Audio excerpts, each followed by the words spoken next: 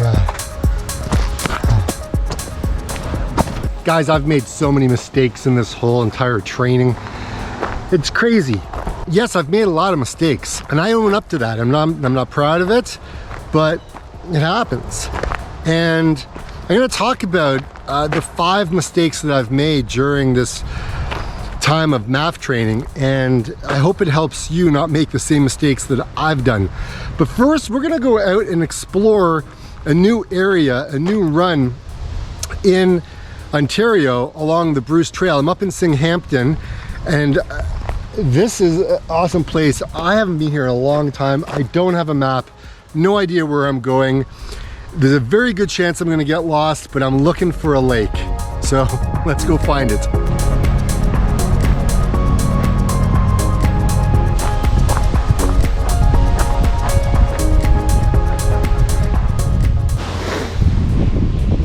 Yep, more ski hills.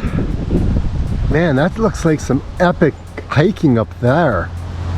Wow, they look like they're much bigger than the Beaver Valley. That should be a lot of fun. The first mistake I made was not getting enough sleep. Look, I know we all love to run and we all love to have other things in our life. But the big challenge for me was trying to balance making these videos, my training, my warm-up, my cool down, the shower, eating, and then getting out to work. And trying to fit all of that in, I found so difficult. So in the beginning, I didn't get enough sleep. I was getting anywhere from about 5 to 6 hours of sleep. And I noticed a big difference in my training. I wasn't recovering fast enough. And when I don't recover, my heart rate is much higher, my body is stressed, and when that happens, you don't get the runs in, you don't see the results that you would like to see. And you tell yourself like little lies. Oh, it was because of this, or it was because of this, or it was because of this. Look, you gotta own up to it, and I'm owning up to mine, right? Mine was lack of sleep, trying to do too many things at once, saying yes to too many projects, and that got me into a little bit of difficulty with my training.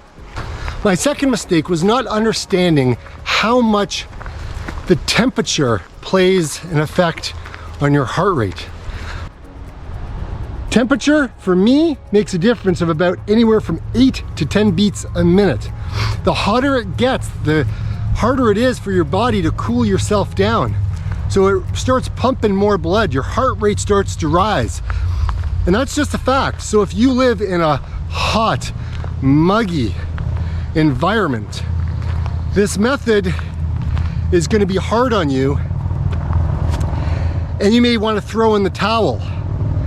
But I'm going to say stick with it, give it the time it needs, give it 3 to 6 months, and see where it takes you, and then reevaluate if your goal is to build your aerobic engine. Well, I made it down to Devil's Glen. Now I just got to figure out where all the trails are, because I didn't do any recon. Oh boy, just don't want to get lost. I'm just walking. Not adding hill work into my running sooner, okay? Hills are awesome, guys. So if you live in an area where there's a lot of trails, or the roads go up a lot, or whatever, like honestly, that is so awesome for strength. It's great for your heart. And I wish I had actually incorporated that into my training, because the benefits you get are simply awesome. Now people have asked me, well, if my heart rate is going up so much and I'm just walking, is that a bad thing? No, that's just where you are, right? You have a very underdeveloped aerobic engine, and you need to take the time to build it up. So yeah, you can keep it flat until you start seeing results go from walking to run jogging to running, and then add in hills. But don't forget about the hills, because they do help so much. And I wish I had actually did that sooner. I knew they were good, and I'd done like hill repeats and stuff like that before, but just a lot more hiking, I could have seen some other great benefits.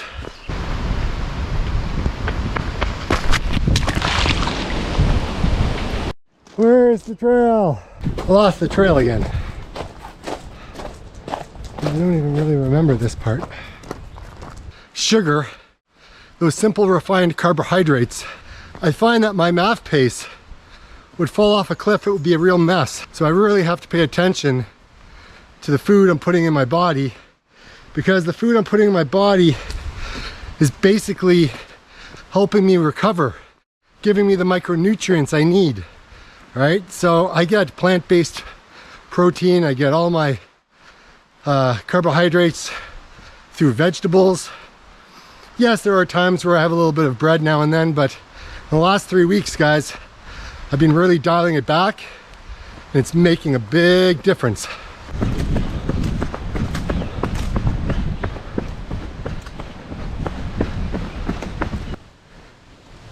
And the number one mistake I made with this whole Maffetone method way of training is running too much. I simply just ran way too much, and I honestly think I may have picked up an overuse training injury because I thought that I could just keep going forever, and the more mileage the better. Well, that's just simply untrue. That's not the way it works. And there reaches a point where you get diminishing returns, and you need to know what that is. Because at the end of the day, we're runners who love running, and we just don't want to do anything else. So pay attention to how much you are running, how much time. For me, I worked my way all the way up to, I think, 16 hours of training in a week. That was crazy. But since then I learned anywhere from about 8 to 12 hours is good for me. And I see some great results as long as I'm consistent. And here's a bonus. You gotta stretch. You gotta do your warm-ups. Don't neglect it. The older you get, the more that you need to pay attention to this, because you just don't want to be like me. Learn from my mistakes. I think I found the lake. Oh my gosh, this is epic.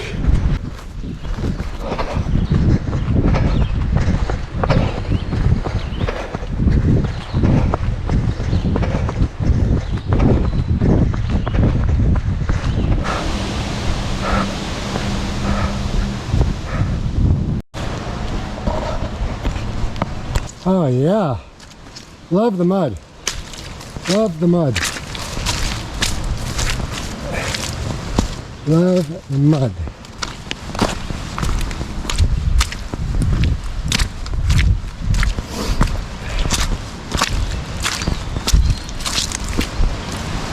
Holy crap, this is gorgeous. I can't run down here though.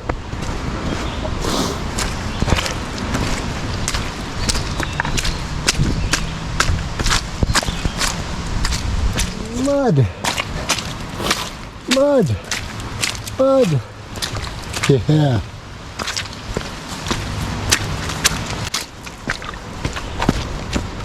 Whoa. It's like a little bit of slide. Whew. Almost took out the bridge. Like I always say, everybody, get out and swim. See you on Thursday. This is hard. Why do I do these things? Seriously? Who said hills are awesome? I didn't say that. Did I say that? I didn't say hills are awesome. I think I hate hills. Oh, my calves. Seriously, why? Oh. Why do you guys have to keep me accountable? Why? Why? Why? Get out and suffer.